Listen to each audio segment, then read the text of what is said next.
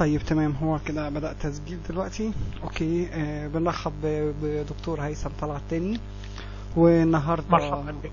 مرحب بيك. والنهارده مناظرتنا التانية، وهو اختار ان هي تبقى عن الاخلاق. بس كان عندي بس كم ملحوظة صغيرة عن حاجات في المرة اللي فاتت، عشان يبقى الامور مظبوطة، وبعدين هتاخد مداخلتك. بص يا استاذ هيثم، حضرتك المرة اللي فاتت بصرف النظر عن هجومك وفي بعض الحاجات بتقولها عن الإلحاد مش صحيحة، هصحح بس ليك بعض المعلومات. حضرتك قلت طيب إن شاء الله معذرة على المقاطعة، يعني الوقت نحدده الأول ولا زي المرة اللي فاتت؟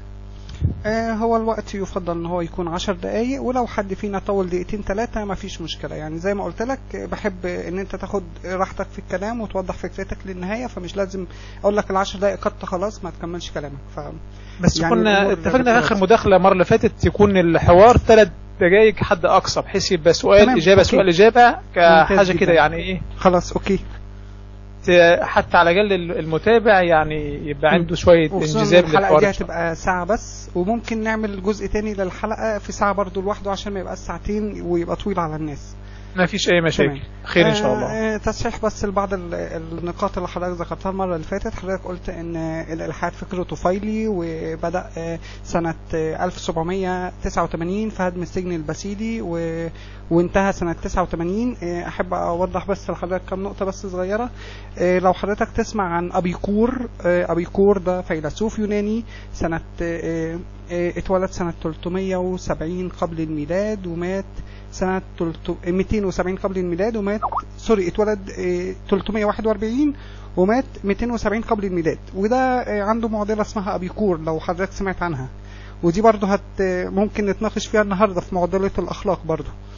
اوكي، عندنا برضو القدماء اليونان والفلاسفة اليونان كانوا بيطلقوا على الوجوديين الاتيو، او اللي هي جاي منها مصطلح اتيست، فهي موجودة. يعني الفكر الالحادي موجود من قبل الميلاد اساسا، ومن قبل الاديان. عندنا جابر بن حيان، ابن الرازي، كندي بن سينا، ابو بكر الرازي، الجاحظ، ابو النواس، الحلاج، وكل دول كمان يعني يدعى ان هم اصحاب الحضارة الاسلامية وهم ملحدين، زي ابو علاء المحري كمان. فان الالحاد نشأ سنة 1789 في هدم السجن البسيلي، ده فكر مش مظبوط، وان هو انتهى سنة 89 دي برضو مش صحيحة. في خصوص موضوع الاحصائيات اللي حضرتك ذكرتها، على حسب ما قالت هي فين ليه كده وقعت مني. طيب، هي اكتر ديانة على مستوى العالم حاليا المسيحية بتعداد 2 مليار و2 من عشرة، الاسلام 1 مليار و6 من عشرة، الملحدين 1 مليار. اوكي، فان انت بتقول ان هما 3 ديانات بس، لا، يعني هو اكتر ديانة المسيحية، وحضرتك طبعا مش معترف بيها او شايف ان هي تخالف عقيدتك. تاني ديانة الاسلام، ثالث ديانة على مستوى الارض الالحاد. اوكي، فحضرتك كنت بتقول ان هو ما فيش غير 3 ديانات بس، هو الديانات اللي موجودة. اوكي، بس فدول النقطتين اللي كنت حابب بس اوضح فيهم، وخلينا نكمل كلامنا، واحب ان حضرتك تبدأ. طيب، مرحبا البير. مرحبا بك. ان شاء الله في اول دقيقتين باذن الله ارد رد سريع. اولا، ابيقور هذا كان رواقي، يعني ده من العجائب التي يذكرها التاريخ. ابيقور مؤسس مذهب اللذة او مذهب الابيقورية، كان رواقي يعني متصوف، مذهب الرواقية في اليونان القديمة، وده من عجائب تاريخ الاخلاق. يعني حتى ابيقور نفسه اتخذ مزرعة واتخذ زوجة وحصل على رزقه من تدريس تلاميذه. طبعا ده الكلام ده في قصة الحضارة لو قرأته انت. ابيقور هذا كان رواقي، فدوت ضد يعني حتى الفكرة اللي انت يمكن دوت حجة ليا وليس عليا. ثانيا، جابر بن حيان، ابو نواس بن سينا، لا يوجد في تاريخ الاسلام ملحد واحد.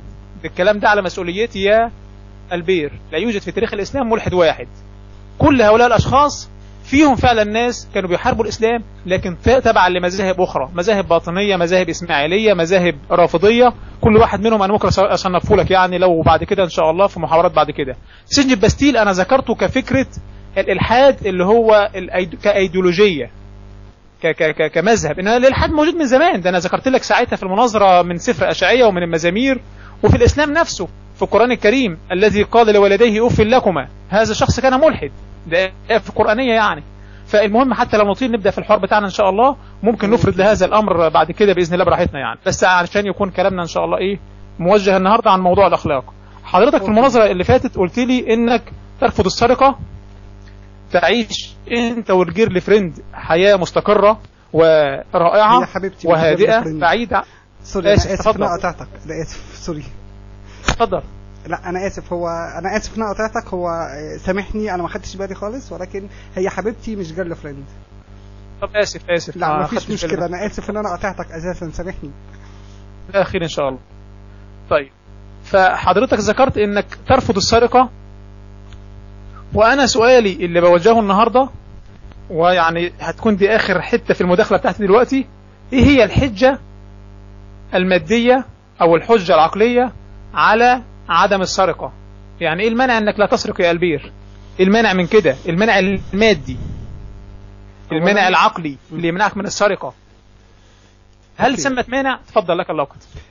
مانعي ليس مادي، وقلت لك ان انا بالنسبه لي مش فكري مادي بحت، او الفكر المادي كما حضرتك بتصفه او كما العالم يصفه. انا فكري مش مادي، انا فكري علمي، يعني من ناحيه الدين او من ناحيه اي حد بيدعي شيء، فانا بفكر بشكل علمي. هات لي دليل على كلامك وخلينا نختبر كلامك ده صحيح ولا لا، ساعتها نقدر نقول كلامك فعلا لما بنجربه بيطلع صحيح او لا. اوكي، انما الفكر المادي ومش الفكر المادي كده انت بتدخلني في نقاط انا يعني فكري بعيد عنها، او مش ماشي بالمذهب ده او بالطريقه دي. اوكي، الاخلاق بالنسبه لي انا ليه ما اقدرش اسرق، ليه ما اقدرش اقتل، ليه ما اقدرش احرض على عنف، ليه ما اقدرش ان انا اضرب حد؟ لان انا عندي مبدأ صغير خالص، لو هعمل شيء هيضر انسان جسديا انا ما اقدرش اعمله، لان انا ما احبش حد يعمل كده معايا، فانا ما احبش اعمل كده مع حد. وطالما اللي انا هعمله هيضر شخص ما او حد ما، فانا لن افعله. ده مبدأ من مبادئي في الحياة، او ده مبدأ انا ماشي بيه وبعمله. اخد اللقط. اتفضل. طيب اوكي. طيب حضرتك دلوقتي ما زلنا يعني في نفس الاشكال، ما هي الحجة؟ يعني ايه الدليل المادي او الدليل العقلي؟ انت بتقول طبعا انا ارفض فكرة تقييمي طبقا للمادية او العقلية. طب ما هو الالحاد اصلا كله مادي، اي شيء خارج المجال المادي ده هيدخل مداخل ميتافيزيقية، ولذلك كان ماركس يعني سامحني حضرتك نظر طيب. يا اما مادي بحت يا اما ميتافيزيقي. الاخلاق والفلسفه مالهاش دعوه بالماديه ومالهاش دعوه بالميتافيزيقا. يعني الاخلاق مثلا طيب انا اسف سامحني. ماشي خير ان شاء الله. اتفضل. يعني ماركس استوعب هذه المسألة جيدا وذكر ان الاخلاق خدعة ميتافيزيقية. لينين نفس الامر، في المانيفستو الشيوعي نفسه العمال يرفضون الاخلاق. مسألة الأخلاق لماذا نحن نقول أنها ميتافيزيقية؟ لأنها غير مربحة ماديا. يعني أنت ذكرت لي اقنعني بالعقل أن أنا أسرق، أنا مستعد أقنعك عقليا الآن أنك تسرق. يعني مثلا المستوطن الأبيض هل خسر لما أباد كل سكان أمريكا الشمالية كلها وأمريكا الجنوبية؟ قام بتفريغ قارتين بأكملهم من البشر. هل هو خسر ذلك ماديا؟ بالعكس، عقليا هو ربح، ماديا ربح. لذلك لا نستطيع من منطلق مادي او من منطلق عقلي ان احنا ننكر عليه ذلك. لازم يكون عندنا منطلق ديني او منطلق ميتافيزيقي. بتقول لي ليه الاخلاق انت بتقيمها كميتافيزيقيا اخلاق دينية؟ لان الاخلاق اصلا في اصلها الاصيل غير مربحة ماديا ولا عقليا. الاخلاق ضد المصلحة الشخصية. الاخلاق لا تعتمد على النزوات والرغبات بتاعتنا، لها قيمة أخرى مخالفة تماما للنزوة بتاعتنا، ولذلك يعني تكاد تكون مطلقة عبر كل العصور. الإنسان الأول أخلاقه هي نفس الأخلاق اللي احنا النهاردة بندافع أنا وانت عنها. فأنا بقول إن انت تبنيك للأخلاق هذا يخالف الفكرة الإلحادية ككل. لك اللقط.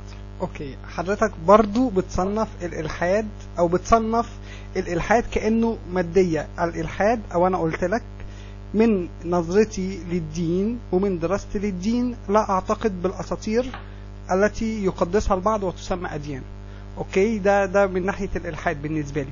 إنما الأخلاق أنت برضو مصر تربط الأخلاق بالمادية واللامادية، وأنا قلت لك يعني أنا مش مادي، أنا شخص بتبع العلم وبتبع التجربة. لما تقول لي على اي شيء قلناه هجربه، هقول لك ده فعلا مظبوط ولا لا. انت عايز تربط لي الاخلاق بالميتافيزيقا عشان هي غير مربحه ماديا او الكلام ده كله، ده وجهه نظرك او ده وجهه نظر دكتور هيثم، مش وجهه نظري انا بالنسبه لي الاخلاق او انا ما افعله، انا عندي مبادئ وقيم هي دي اللي انا يعني شايف ان هي جيده وتصلح. في غيري بيشوف غيرها تماما، في غيري مستنبعها من الدين ايا كان بقى فكره ليها او فهمه ليها صحيح ام خاطئ، ما لهاش علاقه خالص. يعني معلش اللي بيقتل باسم الدين او اللي بيعمل جرائم باسم الدين او هو في نظر ان هو بيدافع عن الله، فين الاخلاق عنده؟ وفين بقى هنا الدافع الميتافيزيقي ولا الدافع المادي ولا اي دافع من الدوافع؟ احب انك تجاوبني على السؤال ده. طيب، اولا المشكلة اولا يا البير لازم انا وانت نتفق على منطلق ننطلق منه في تقييم الاخلاق. هل هو منطلق عقلي ولا مادي ولا ميتافيزيقي ولا شيء اخر انت تراه؟ يعني انا هضرب لك مثال ويا ريت يعني صدرك يتسع لهذا المثال. انت مثلا بتعيش حياة مستقرة في منطقة ما، تزعم انك ملحد، تمام؟ في المنطقة اللي انت تعيش فيها وانت ذكرتها في المناظرة اللي فاتت اللي هي سويسرا، يوجد تعريف مثلا الكور فاميلي اللي هي الأسرة النووية أو ما إلى ذلك، يعني أيا كانت الترجمة بتاعتها. هذه الأسرة ممكن تكون زوج وزوجة وأولاد، ممكن تكون زوج وزوجة وعشيقة الزوج وأولاد، ممكن تكون زوج وزوجة وعشيق الزوج وأولاد، تمام؟ والناحية الثانية بالنسبة للزوجة طبعا عشيقة الزوجة وعشيق الزوجة، تمام؟ كل هذه الصور موجودة في المجتمع الغربي ومقبولة في المجتمع الغربي. كان في أحد البرامج على التلفزيون البريطاني أحد الحلقات، هذه الحلقة ذكرها دكتور المسيري في أحد كتبه، يقول إن في أحد البرامج أتى الزوج، جاءت الزوجة، أتوا الأولاد، كان في إضافة بسيطة هو عشيق الزوج. فالأولاد قابلين بهذا الأمر والزوجة تقبل بهذا الأمر، تمام؟ احنا بنأسس الأولا للأخلاق، خد بالك، هم يقبلوا بهذا الأمر. إذا مسألة الرضا موجودة، الزوجة تقبل أن يوجد شخص آخر في البيت هو عشيق الزوج، والأولاد يقبلون بذلك، تمام؟ تم عرض هذه الفكرة على الجمهور، الجمهور طبعا ما عندوش منطلق ينطلق منه للنقد، فتمت الموافقة طبعا على هذه المسألة. فأنا هسألك الأول، هل تقبل بهذه الصورة؟ تفضل لك الله. كنت لو ترفض يعني انا ماليش حق ان انا اتدخل واقول هيثم يتجوز 4 ولا ما يتجوز، يعيش بدون زواج او كذا، ده مش دخلي. طالما شيء لا يرتبط بيا، لن يوقع ضرر او نفع عليا، مش من حقي ان انا ابدي رأيي فيه. انا طالما الشيء مرتبط بيا انا كشخص اسمه البير، هنا من حق اتدخل. لو في حق زوجتي او بنتي بعد ما تبلغ سن الرشد وتبقى عاقله، او اختي او امي، مش من حق اتدخل الا لو هم طلبوا رايي. انما اتدخل في حياه حد او اقبل او ما اقبلش، ده مش من حقي ان انا اقول اقبل وما اقبلش اساسا. لا، المشكله السؤال حضرتك لم تجيبه اساسا. انا قصدي من السؤال، هل منظومتك العقليه او منظومه الالحاد اللي انت فاهمها اكتر مني تقبل بهذه الصوره، هذه المنظومه؟ مش انت تتدخل في الامر. ما هو طب انت نفسك هذه الصوره مقبوله بالنسبه لك؟ اساس الالحاد دين، الالحاد مش دين، والالحاد مش منهج معين او مش قاعده، مش دين او مش مجموعه من الرولز تمشي عليها.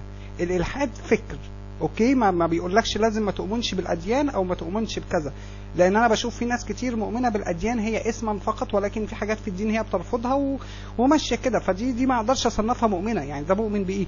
يعني انا اعرف ناس كتير مسلمين ولا ملتزمه بالقران ولا بالصلاه ولا غيره، ولكن اسمه مسلم، فهل هذا هو مسلم حقيقي؟ انت لا تعتقد انه مسلم ولا انا بقول ان ده مسلم، ده ما ينفعش ان هو يبقى مسلم، لان هو مش ماشي بمنظومه الاسلام. فالالحاد مش دين او مش منظومه عشان تقول لي منظومه الالحاد او كذا.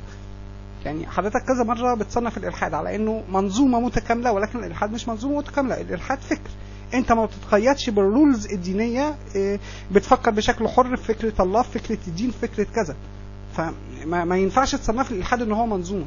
مش لازم تلصق لي الإلحاد بالمادية أو بكلام داروين أو بنظرية التطور أو كذا أو كذا أو كذا. يعني الإلحاد مش كده، أو منظورك للإلحاد ده أنا الإلحاد بتاعي أنا، أو ده أنا اللي انا فيه، واعرف ناس كتير زي كده بعيدين تماما عن ما تتحدث عنه حضرتك. فكلمني عن اللي انا فيه. طيب اللي انت فيه البير، اللي انت فيه ايا كان هو، مش هسميه منظومة ولا هسميه ما الى ذلك، اللي انت فيه يستوعب هذه الصورة من صور الزواج اللي هو زوج وزوجة وعشيق زوج في بيت، يستوعبه؟ معك الوقت. بالنسبة لي انا يعني مش شاذ، ولكن انا شايف ان اي حد، وسامحني في كلمة شاذ، هو اسمه مثلي جنسي، والمثلية الجنسية ليها أسباب جينية وأسباب بيولوجية وأسباب سيكولوجية، يعني في حاجات كده وفي حاجات كده. فأولا أي حد مثلي جنسي أنا ما عنديش أي مشكلة إن هو يمارس حقه إزاي أو ما يمارس حقه إزاي، دي مش دخلي، وده أنا ما ليش دخل فيه. أنا عن نفسي ماليش ميول مثلية، ده كأنا كالبير. انما تقول لي مين يعمل كده او انت نفسك تعمل كده او لا، هقول لك مش دخلي وما انت حر، يعني ده امر يخصك. انما انا بالنسبه لي انا ما بعملهوش. نعم. وما عنديش مشكله ان حد يعمله. نعم. اللي يعمله ده طيب. امر يخصه هو، ما يخصنيش انا. جميل، برافو. ده صراحه طبعا هو اجابه السؤال. هبدا الان مداخلتي بقى الثانيه. طبعا دي نقطه الاساسيه والكارثيه في مساله الالحاد والاخلاق. مفيش سقف معين في الاخلاق، مفيش سقف معين نقف عنده. انت ما عندكش مشكله ابدا ان يوجد زوج وزوجة وعشيق زوج وأولاد، ما عندكش مشكلة، وأنا أشجعك على ذلك، لأن دي فعلا النظرة الناتشورال أو النظرة الإلحادية للمسألة. مفيش فعلا مشكلة للمثلية الجنسية. إذا لا يوجد سقف معين نقف عنده في المسألة الإلحادية.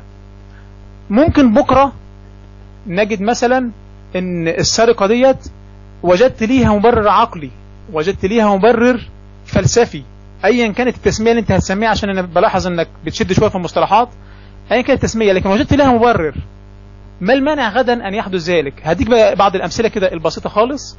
يعني مثلا افتراض جدلي، وهو اقوله لك افتراض جدلي، مثلا اثبت العلم، وانت بتؤمن بالالحاد العلمي كما انت ذكرت، مثلا اثبت العلم بكره ان الرجل اقوى وافضل من المراه، وده طبعا كلام داروين المعروف، وده كلام مؤسس جدا جدا إلحاديا، وإن كان علميا طبعا لسه لم يثبت 100%، لكن طبعا إلحاديا معروف إن مخ الرجل 113 ضعف مخ المرأة من ناحية الحجم. الوصلات العصبية أكبر بكثير طبعا. التشريح الفسيولوجي لمخ الرجل يوجد طبعا طفرة هائلة على مستوى العلاقات العصبية الخاصة مثلا بالهندسة بالميكانيكا ما إلى ذلك، لكن في الناحية العاطفية المرأة تتفوق. فأثبت العلم الإلحادي، لاحظ الكلمة دي، أن الرجل أعظم وأفضل بكثير من المرأة. هل من هذا المنطلق نستطيع أنا وإنت إن إحنا مثلا نؤسس للضغط على المرأة مثلا ولحرمانها من بعض الحقوق المكتسبة ليها؟ على فكرة ده كلام مش كلامي، على فكرة أنا ده كلام داروين.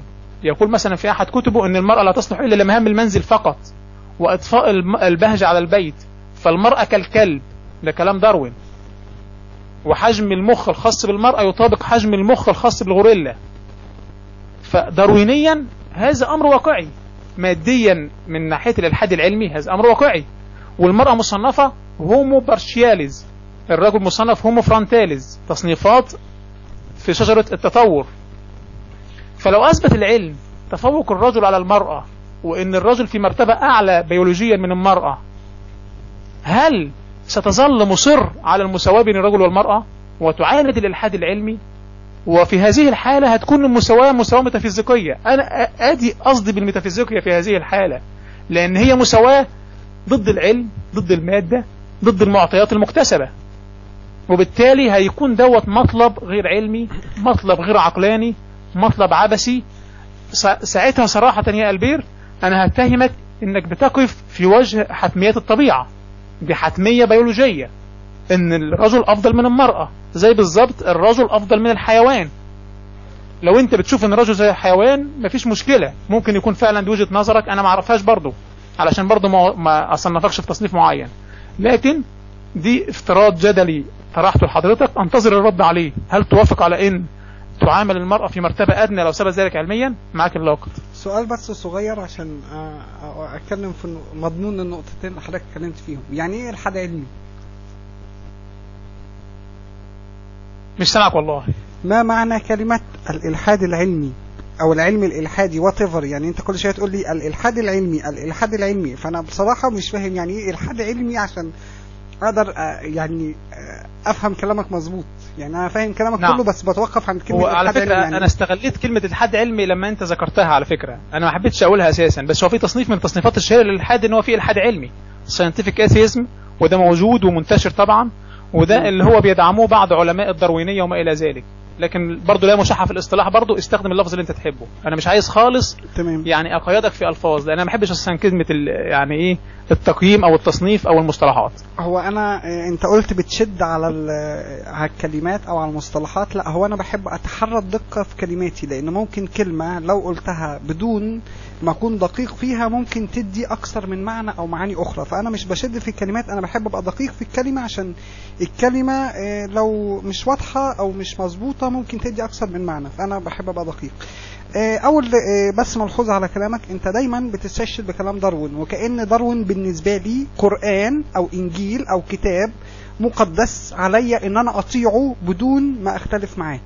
اوكي، فايا كان قلنا كتير وقلت لك المناظره او الحوار السابق ان داروين بالنسبه لي مش شخص مقدس، ما عنديش شخصيات مقدسه ولا افكار مقدسه، انا عندي مبادئ وعندي رؤى في بعض الحاجات اللي بشوفها بتحصل حواليا في الكون. فايا كان كلام داروين اثبت ان في عشان ابقى دقيق في الكلمه، هو انا مش متذكر المصطلح بالظبط، ولكن داروين في كثير من الحاجات اللي هو قالها مش صحيحه، وكثير من الرؤى اللي كان شايفها ما كانش صحيحه. اوكي، وانا وانت متفقين في النقط دي. فيعني بتكلمني في حاجه انا ما قلتهاش ليه؟ ينفع هل اقول لك مثلا ان الشيخ مثلا فلان الفلاني قال كذا فانت ملزم بكذا؟ انت ممكن تكون مختلف مع كلامه، فبأي عقل وبأي منطق اقول لك لا طالما الشيخ الفلاني ده قال كذا وده شيخ قرآني او شيخ مؤمن بالقرآن فانت ملزم بالكلام اللي هو قاله، فما ينفعش نعمل معاك كده، فبالتالي ما ينفعش ان انت ترتكب نفس النقطة دي. النقطة رقم 2، الانسان افضل من الحيوان ولا الحيوان افضل؟ انا بالنسبة لي مش شايف فرق جوهري كتير بينهم، ولكن انا شايف ان الانسان ممكن يقتل، ممكن يسرق، ممكن يكذب، بينما ما بشوفش كده في الحيوان. يعني انا ما بشوفش حيوان ولا بيسرق ولا بيكذب، ولا حيوان بيقتل حيوان تاني عشان خرافة مقدسة عنده او عشان دين او عشان فكرة معينة او عشان ايديولوجية فكرية معينة. فبالنسبة لي انا شايف الحيوان افضل، بينما الانسان ممكن يرتكب كده بكل سهولة وبكل بساطة. بس ده ملخص ردي على كلامك. طيب اشكرك يا البير. اولا على فكرة داروين انا ذكرته فقط يعني كشخصية شهيرة الحادية. دايما انت لما اذكر لك شخص تقول لي يعني نحن لا نقدسه، اعلم ذلك جيدا يا صديقي صدقني. يعني اولا مسألة افضلية الرجل على المرأة، على فكرة هذه المسألة ثابتة علميا، ده كلام ممكن ترجع له على النت. الأكاديمية الأمريكية للعلوم العصبية في البحث اللي عملته سنة 1999 وأثبتت إن في فارق جوهري بين المخ الذكوري والمخ الأنثوي. American Academy of Neurology، الأمريكان أكاديمية الأمريكية للعلوم العصبية دي أثبتت في بحث في أبريل سنة 99 أن مخ الذكر أفضل بكثير جدا من مخ المرأة. تمام؟ النقطة الثانية المهمة اللي أنا أحب أيضا يعني أطرحها، لو افترضنا مثلا يوجد شخص معاق داخل المجتمع الإلحادي، علشان أنت ما تحبش القصة يعني ضرب الأمثلة، لكن أنا افترض واحد معاق وملحد عنده إعاقة ما، هل هذا المعاق تدفعه للانتحار وبالتالي تخدم الانتخاب الطبيعي اللي هو الناتشورال سيلكشن، ولا هتعرض النظرية وهترفض انتحاره؟ تمام؟ هل هتقوم مثلا بتعقيم هذا المعاق، تعقيمه يعني اللي هو منعه من الإنجاب، يعني زي ما فعل هتلر مثلا في ألمانيا لما قام بتعقيم 300,000 ألماني كانوا معاقين في ذلك الوقت، ولا هتسمح ان هو يتزاوج وينجب وبالتالي هتعاند الانتخاب الطبيعي؟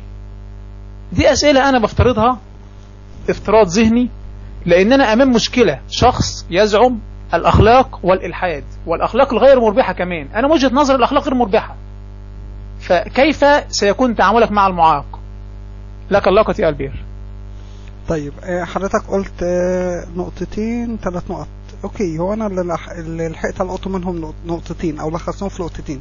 ان الرجل افضل من المرأة whatever، لو العلم بيقول كده ف يعني ما فيش مشكلة. يعني انا بالنسبة لي موضوع الرجل افضل ولا المرأة من الناحية العقلية او كذا، فانا يعني whatever العلم يقول اللي يقوله ما عنديش فيه مشكلة. ولكن انا يعني هضرب مثال بسيط، انا وحبيبتي الان، انا وهي، انا ليا 50% هي ليها 50%. ما ينفعش اتخذ قرار وهي مش موافقة عليه اعمله ولا هي نفس الشيء. اوكي، فموضوع ان مخ الرجل افضل من مخ المرأة، اعتقد ان في كتير ناس او رجال بيبقى عندهم خلل عقلي او مستوى ذكائهم اقل بكثير، بينما بتجد ان المرأة مستوى ذكائها بيبقى جيد في حالات كتير. واعتقد ان في مثال برضو من الامثلة ان في دول كتير موليين شؤونهم لامرأة، والمرأة واصلة فيها لرئيس الجمهورية والوزير الدفاع ورئيسة وزراء، وبنجدها افضل من دول كتير تانية. بنلاقي عندها ان رئيس الوزراء والرئيس ذكر. فهنا يعني الواقع بيثبت لي ما عكس ما تقوله او بتسألني فيه. فموضوع ان مخ الراجل افضل من مخ المرأة علميا فواتيفر، يعني بالنسبة لي انا ما اعتقدش بصحة الكلام ده. وحتى لو هو علميا او تشريحيا ثبت ان فعلا مخ الراجل اكبر او الكلام ده كله، فانا ما عنديش فيه مشكلة. بينما انا شايف ان المرأة والذكر كلا منهم كائن حي له كامل الحقوق وعليه كافة الواجبات، فانا ما اقدرش اقول لا الرجل افضل من المرأة او اذكى منها او الامور دي. ده بعكس اللي بجده في دين حضرتك وفي المسيحية وفي الاسلام برضو، ولكن اللي يدور ويقرأ كويس. موضوع ان المعاق والانتخاب الغير طبيعي والناتشرال سيلكشن. الناتشرال سيلكشن هي نظرية في الاحياء، اوكي، بينما بالنسبة لي هي مش في الاخلاق. اوكي، يعني انا بالنسبة لي شايف ان ايا كان معاق مش معاق، ايا كان وضعه، هو برضو ليه كافة الحقوق، ما اقدرش احرمه من حاجة منها بسبب اعاقة عنده. فموضوع ان انا اخالف هنا الانتخاب الطبيعي او الناتشرال سيلكشن، انا اعتقد ان في احد العلماء ومش متأكد من اسمه بالظبط، هو قال الانتخاب الطبيعي، او هو شرح آلية اخرى للتطور، ان الكائن اللي بيقدر يتكيف مع البيئة اللي حواليه اكتر هو اللي بيستمر للبقاء، وليس ان يعني هو لما شرحها بشكل نظري، ولكن بالشكل العلمي او بالمعنى البلدي، ان الكائنات اللي مثلا بتقدر تتكيف مع الطبيعة اللي حواليها هي اللي بتستمر اكتر، زي الفراشة اللي بيبقى عليها لون، او الحرباية اللي لونها اخضر وبتعيش في الزرع، فهي دي اللي مش هتتشاف بسهولة فهتقدر تستمر في الحياة اكتر. بينما اللي لونها مختلف وبتعيش في الزرع فبيبقى لونها مميز فبتفترس بسهولة. فده معنى الانتقاء الطبيعي او الانتخاب الطبيعي او آلية من آليات التطور. فكده موضوع الرجل والمرأة ومين افضل انا رديت عليك فيه، وموضوع المعاق والانتخاب الطبيعي رديت فيهم برضو. طيب، اولا يا ألبير، النقطة الاولى مساواة الرجل بالمرأة. طبعا اولا طبعا يعني العلمي خلاص يعني انتهت المسألة بالنسبة له في ان مخ الرجل افضل من مخ المرأة على فكرة. يعني حتى احد الابحاث اللي قرأتها من فترة في الامريكان ساينتست بتقول طبعا ان مسألة القدرات التحليلية في مخ الرجل افضل بمقاربة 160% عن المرأة، ولذلك 170 عالم حصلوا على نوبل في الفيزياء مقابل 3 سيدات بس حصلوا على نوبل في الفيزياء.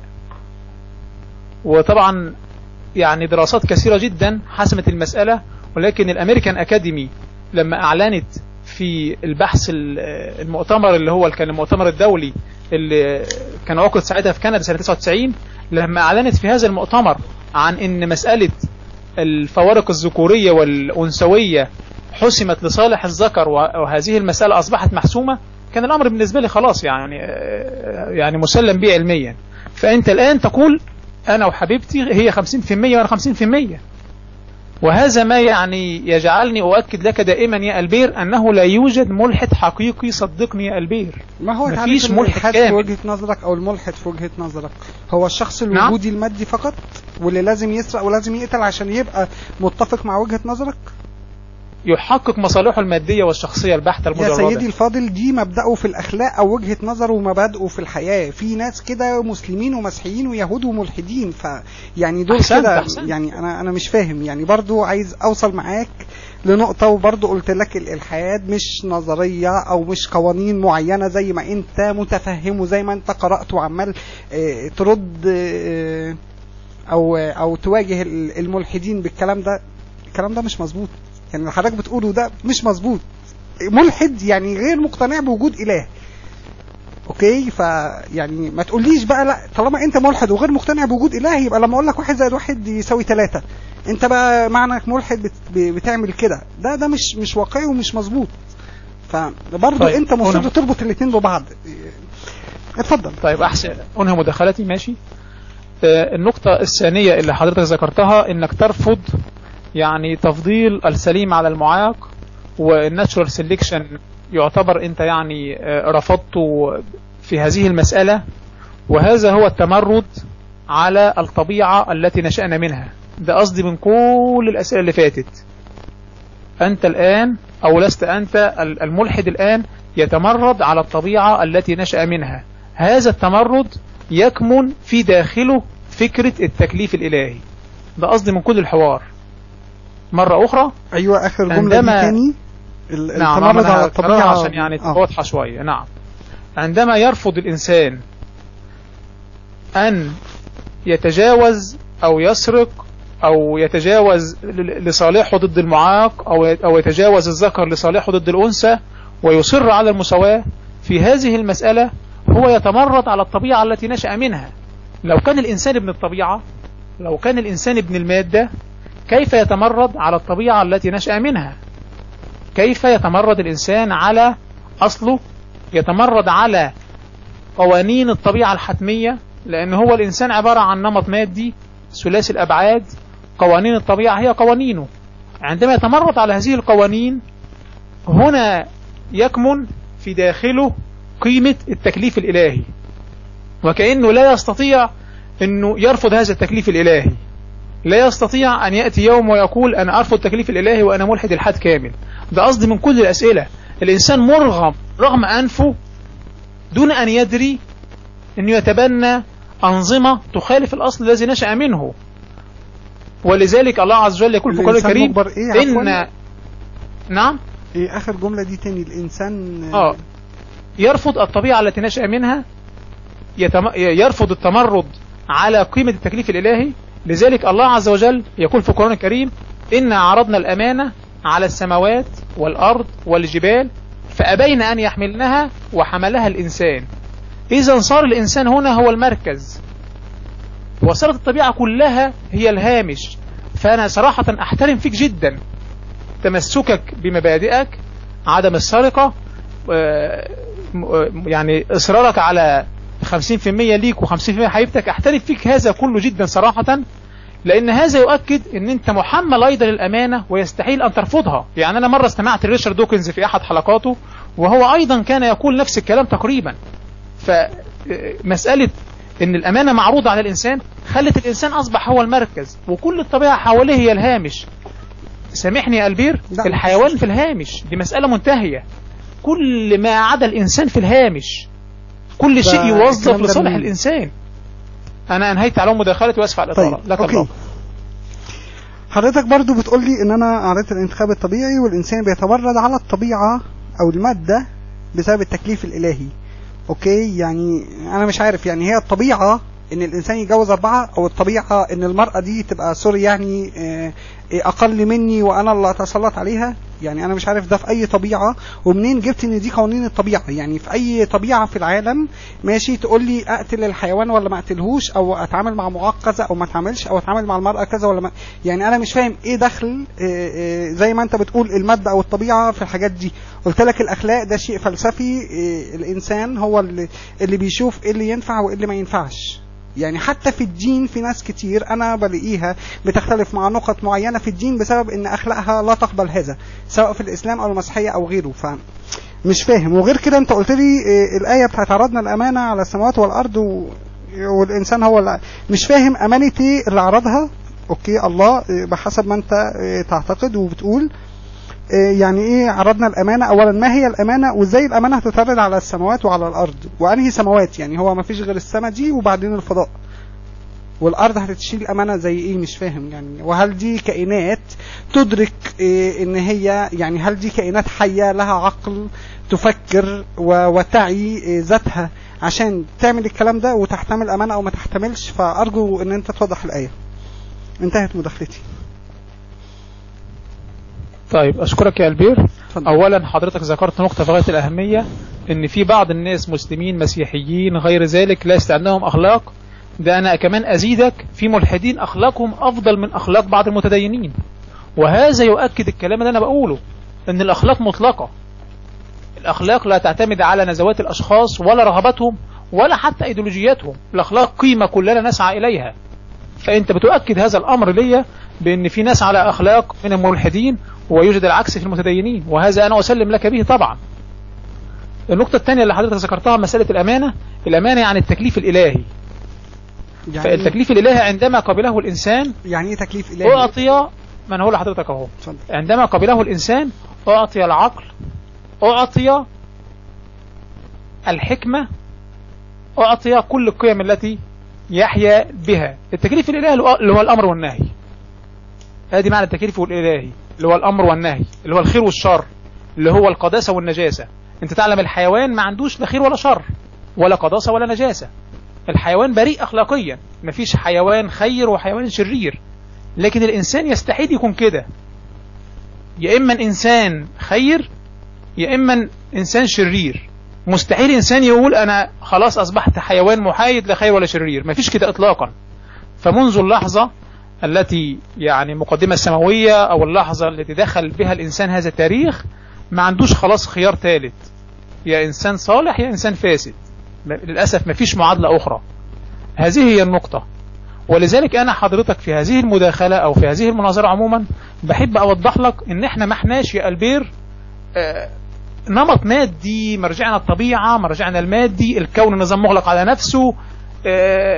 المسألة اللي هي الدogma دي أو الدغمائية التي يعني يؤسس لها مش انت طبعا لكن بعض الملحدين الغربيين، وان الالحاد خلاص هو كده. ده الكلام ده على فكرة من ايام لابلاس، ايام نابليون يعني بونابرت، وهو بيؤسس ليه. لكن لا، المسألة بعد من ذلك بكثير. الانسان ليه اصل اخر، ليه قيم اخرى غير مرتبطة خالص بالعالم المادي. وانت حضرتك نفسك في حوارنا انا وانت دلوقتي دائما تصر على ان انا ما اقيدكش بالالحاد ولا اقيدك بالالحاد العلمي ولا طب ما ده كان شيء كويس، شيء بيؤكد ان انت ليك اصل اخر تعيه تماما وتعرفه تماما وتحترمه تماما. وانا صراحة احترم فيك ذلك جدا. ولذلك لو لاحظت في اخر مناظرة بيني وبينك اول امس لما انت تكلمت عن بعض المسائل، قلت لك كونك انك ترفض السرقة او تكره السرقة او تعتبرها شيء وحش، هذا يؤكد ان انت من جواك يعني تعرف الشر. معرفة الشر هو التكليف الالهي، هو ده المقصود بالتكليف الالهي. هو ده المقصود ان احنا ليه نكون اسوياء وما نكونش يعني غير اسوياء. لكن صراحة يا البير النقطة الرئيسية اللي لسه ما طرحتهاش لغاية دلوقتي في حواري انا وانت، وهي مسألة مصدر الاخلاق بالنسبة للملحد. يعني كيف تقنع زميلك الملحد زيك انه يكون على اخلاق؟ يعني ايه الطريقة اللي تقنعه بيها انه يكون كويس، يكون على خلق، يكون طيب، يكون مثلا منتج في بلده، يكون مثلا رجل معطاء مثلا بيحب الخير بدون مقابل مادي؟ لازم هذا القيد او هذا الشرط، لان في اخلاق منفعية، اخلاق مصلحية، زي اللي اخلاق المجتمع اللي بتكرس لها بعض النظريات المادية يعني. فكيف تقنع زميلك الملحد بالاخلاق؟ لك اللقطة يا البير. في اخلاق مادية ولا انت قلتها اخلاق ايه اللي هي بتاعت المجتمع؟ اخلاق نفعية. في اخلاق اسمها اخلاق مجتمعية، دي اخلاق مربحة، اخلاق مادية. اتفضل لك اللقطة. برضو بتقول لي انت ان انا برفض ان انت تقيدني بالالحاد او العلم. يا سيدي الفاضل، انا ملحد اي انا حر. انا ملحد يعني انا لا اتقيد باي كلام او مناظير اي حد قالها الحادي وحتى مذهبي السياسي الاناركي، عشان فرصة هتنتقدني كتير بسبب الموضوع ده، واغلب زمايلي الملحدين بيختلفوا معايا في النقطة دي. فيلا هو باب اخر ان انت تقعد تشاكس فيا كده لانها هتزنق قريب، بس اصبر. اوكي، انا شخص حر لا اتقيد بما يقوله اي حد سوى قناعاتي الشخصية ورؤيتي للامور، مهما بقى تقول ده خير ده شر. انا يعني انت ممكن حاجة تكون شايفها خير، انا بالنسبة لي اشوف ان هي شر او هتوقع ضرر. وغير كده انت بتقول ان الالحاد الاخلاق ميتافيزيقية، واخر حاجة انت بتقولها في اخلاق نفعية ومربحة. فيعني منين بتربط هنا الاخلاق بان هي نفعية ومربحة، في حين انت بتقول لي الاخلاق منبعها ميتافيزيقي وليها يعني هي مش مرتبطة من المادة، وده شيء مطلق، وده عشان الله خلف الانسان بيه الأخ من هذه الأمور. في نقطة كمان أنا عايز أفهمها منك. حضرتك بتقول لي عرضنا الأمانة على الأرض والسماوات، يعني ربنا قال للأرض والسماوات أديكم عقل يعني عشان تتحملوا الأمانة، ولا قال لهم في أمانة فلو كانوا قبلوها كان الله هيديهم عقل وهيدي الأرض والسماوات أو السماء whatever يعني كان هيديهم عقل يعني لو قبلوا الأمانة؟ وهل الملائكة حملت الأمانة ولا لا؟ عشان من النقطة دي أنا هكمل بقى النقطة أوسع في موضوع الأخلاق اللي أنت بتقولها. هل لو كانت الأرض أو السماوات قبلت الأمانة رغم أن دي جماد ما عندهاش عقل، يعني أنا مش فاهم إزاي حد يعني أنا في البداية دي أقول لها شيلي الأمانة، فلو قالت لي هقوم أديها عقل يعني مش فاهم.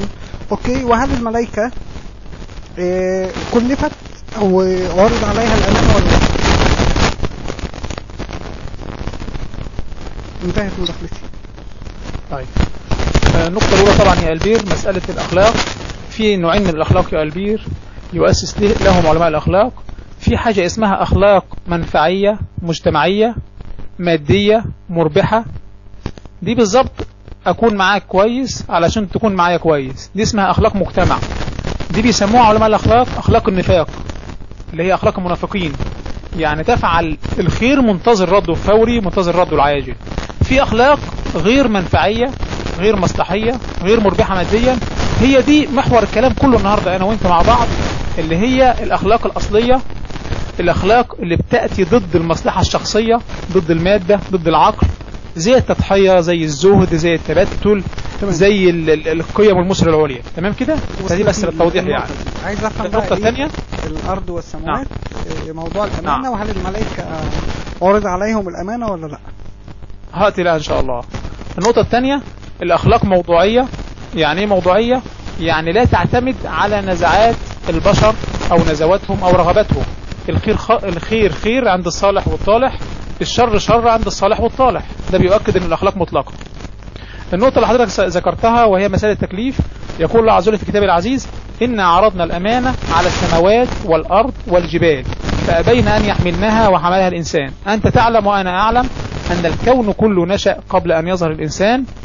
في لحظة نشأة الكون عرضت الأمانة، يعني عرض الأمر والنهي، قبل أن تصير هذه جمادات وهذا إنسان، قبل أن يصير هذا حر مختار وهو الإنسان، وقبل أن يصير هذا مسير مقيد وهو الجماد، قبل أن تدب فيه فكرة الجمادية وفكرة الحيوية، فكرة السكون وفكرة الحركة، فكرة اللاشيء الهامشي اللي هو الطبيعة، وفكرة المركز اللي هو أصبح الإنسان.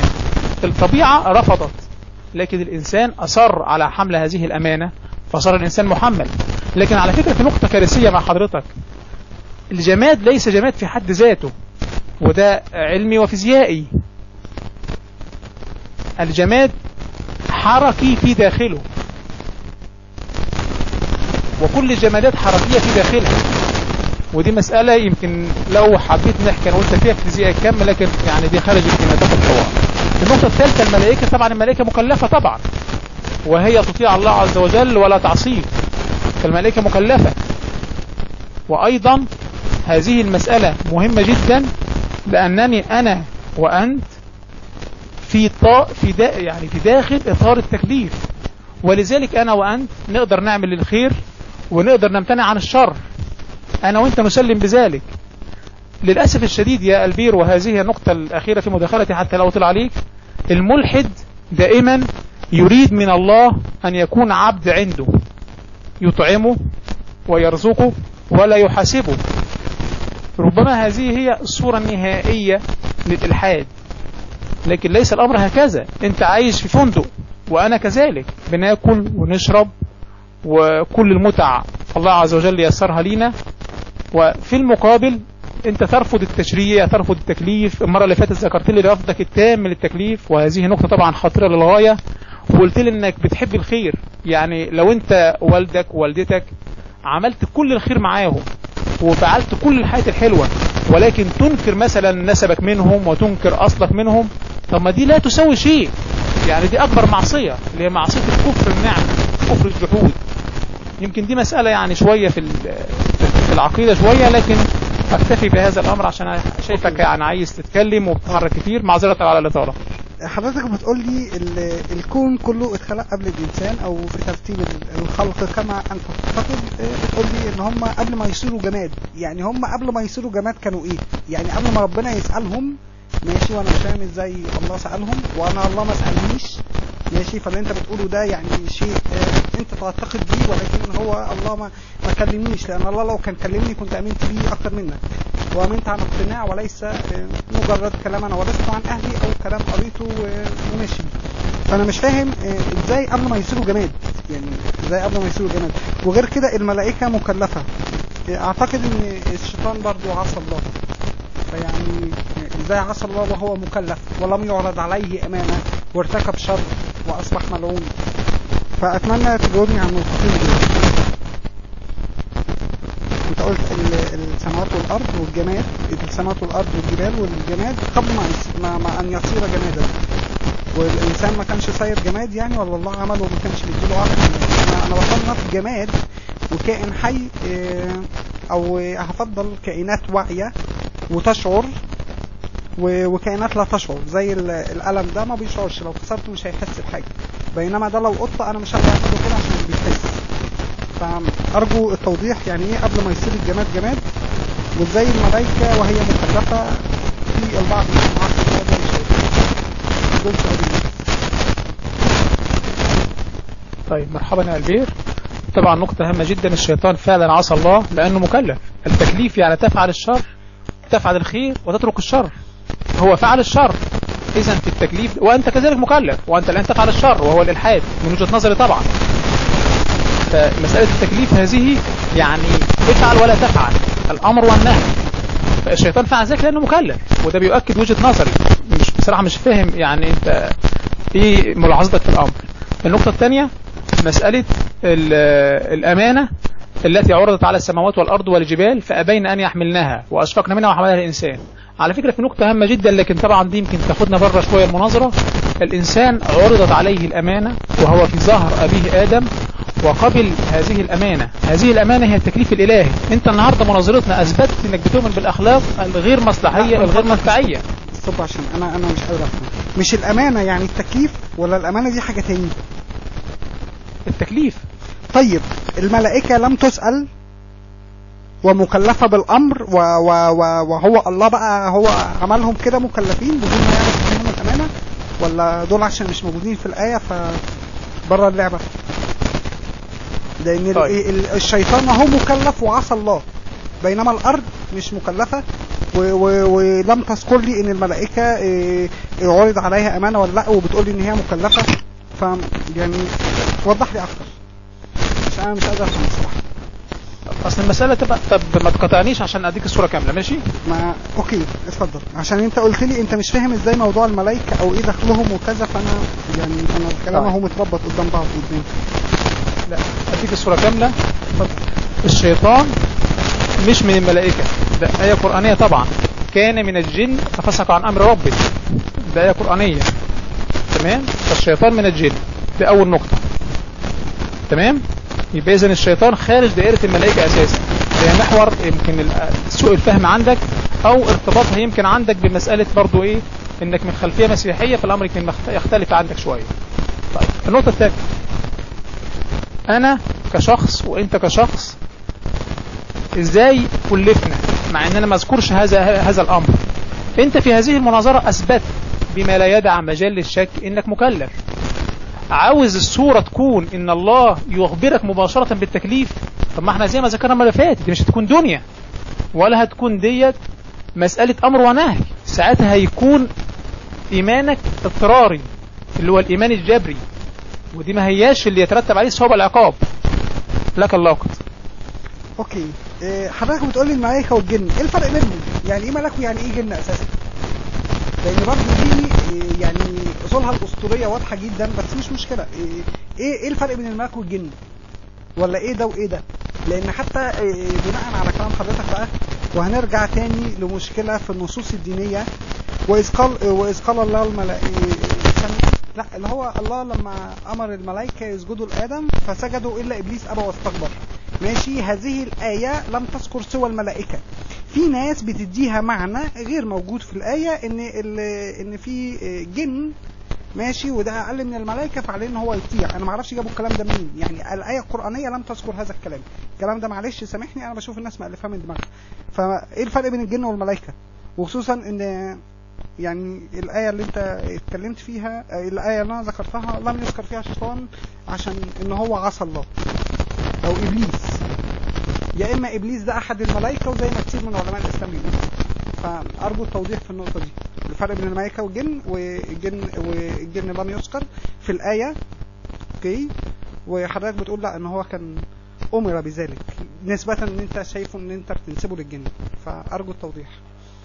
طيب التوضيح يا البير قراءة الآية لا أكثر. يقول الله عز وجل في سورة الكهف: وإذ قلنا للملائكة اسجدوا لآدم فسجدوا إلا إبليس كان من الجن. هي الآية كده. وإذ قلنا، سورة الكهف آية 50: وإذ قلنا للملائكة اسجدوا لآدم فسجدوا إلا إبليس كان من الجن. وصلت؟ ففسق عن أمر ربه. نص الآية برضو دلوقتي تاني أقولها لك تاني. وإذ قلنا للملائكة اسجدوا لآدم فسجدوا إلا إبليس كان من الجن ففسق عن أمر ربه. انتهت الشبهة بقراءة الآية.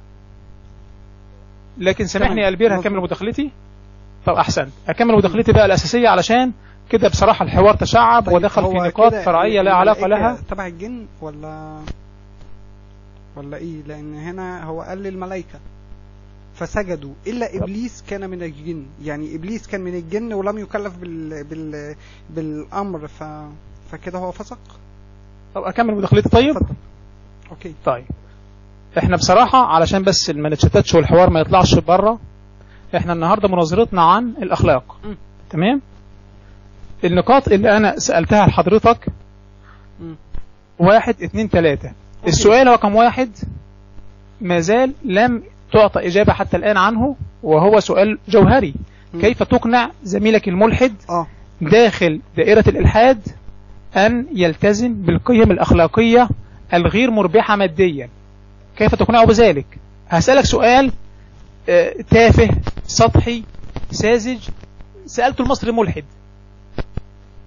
وأجابني صراحة عنه، يعني عشان أعطيه حقه. يعني هل تستطيع يا البير أن تغسل إيدك؟ معاك المايك. تمام. كيف أقول لصديقي الملحد أولا اللي أنت بتقوله ده افتراض صحيح. أنا أيا كان الإنسان اللي قدامي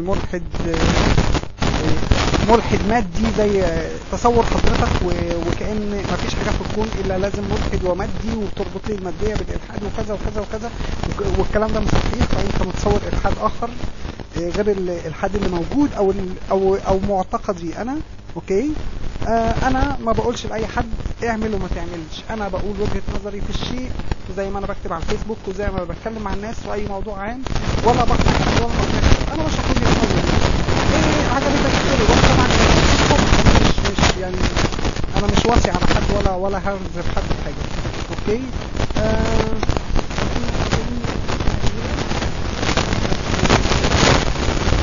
تغسل يدك. تغسل يدك. انا بغسل ايدي وبغسل سناني وبغسل كل حاجة، مفيش مشكلة. مش فاهم ايه المشكلة يعني، ولا ايه السؤال ده؟ يعني توصل للي انت عايزه على طول بدون مقدمات كتير او حاجات زي كده. طيب اول مسألة اللي حضرتك سألتها لك اللي هي وجهة نظري اقنع زميلي ملحد، انا عايز وجهة نظرك، مش شرط تقنعه. ايه وجهة نظرك انه ازاي يبقى على اخلاق وهو ملحد؟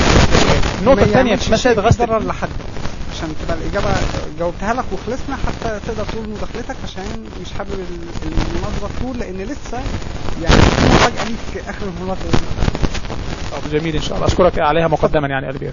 نقطة بصراحة مرتبطة بيها، انت قلت لي انك ما تضرش حد، انت لو غسلت ايدك هتضر حد، ده قصدي من السؤال.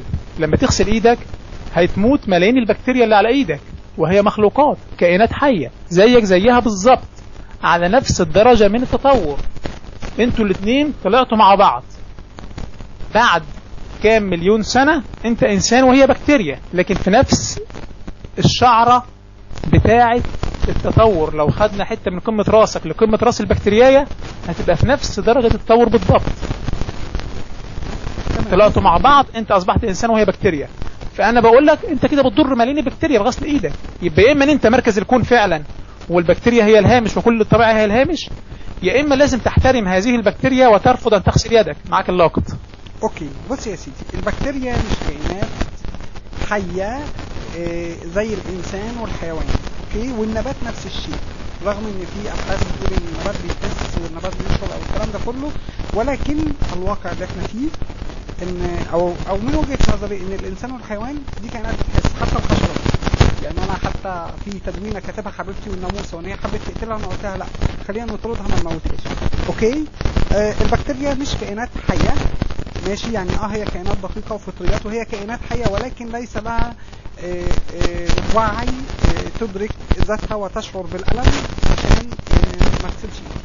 دي نقطه. والنقطه رقم 2 ان النباتات دي كائنات حيه وبتحس، ولكن لو انا يعني النبات اوكي بيحس بس مش ليه عقل وليه بيقدر، يعني مش زي الحيوان، ما عندوش عقل واعي بذاته وبيتصرف على اساسه وبيعرف يمشي يمين ولا شمال والنقط بتاعت الانسان والحيوان. فلذلك الكائنين دول او النقطتين دول ما هو بخلاف الحيوانات والحشرات اللي عندها عقل. يعني اي كائن ما عندوش عقل ده مش بعتبره ان هو كائن بيقدر يحس او كده. فايا كان الشجره احنا بنعمل منها خشب ودي ما فيهاش مشكله، ما عندهاش عقل يشعر بالالم والكلام ده كله، ما عندهاش عقل واعي واحاسيس ومشاعر، فعقلها هادئ. هي ممكن تكون بتحس او تتاثر ولكن ما فيش عقل.